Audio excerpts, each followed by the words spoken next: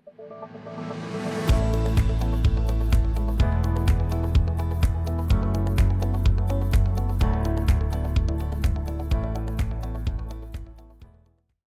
everyone, I'm Pratima Chowdary. I'm a hematologist at the Royal Free Hemophilia Center, and it is a pleasure to provide an overview of the B-LIEVE study, which is a follow-up phase 1-2 dose confirmation study of the BMA's program.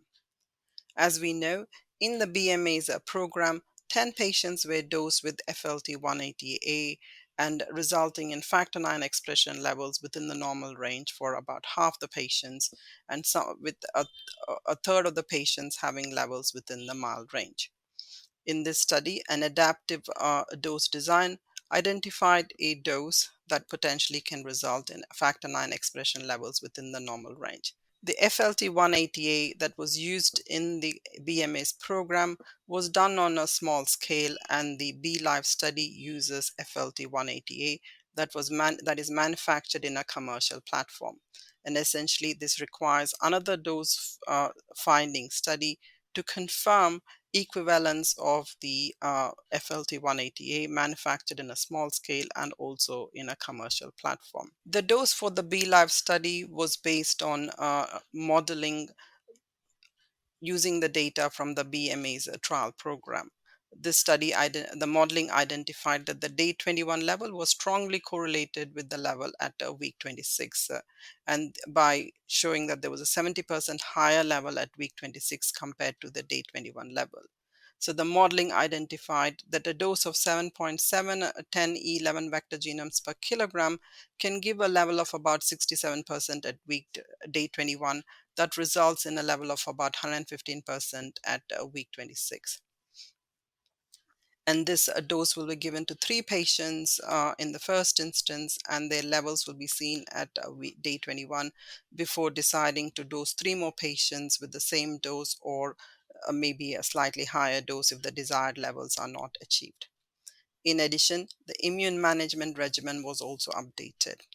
In the fourth dose cohort of the BMA's program, we learned that a combination of tacrolimus and prednisolone was very good at preventing transaminitis, but a complete cessation of the immune management did result in a late transaminitis.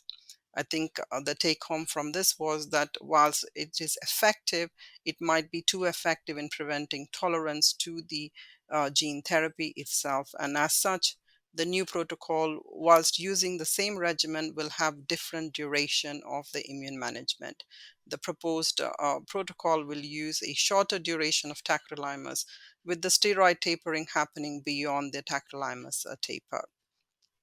The idea is that the shorter duration of tacrolimus will help blunt the immune response, but the longer duration of steroids will help tolerance to develop for the gene therapy vector. Currently, the B-LIEVE program is open for enrollment. Again, the primary objectives are safety and efficacy.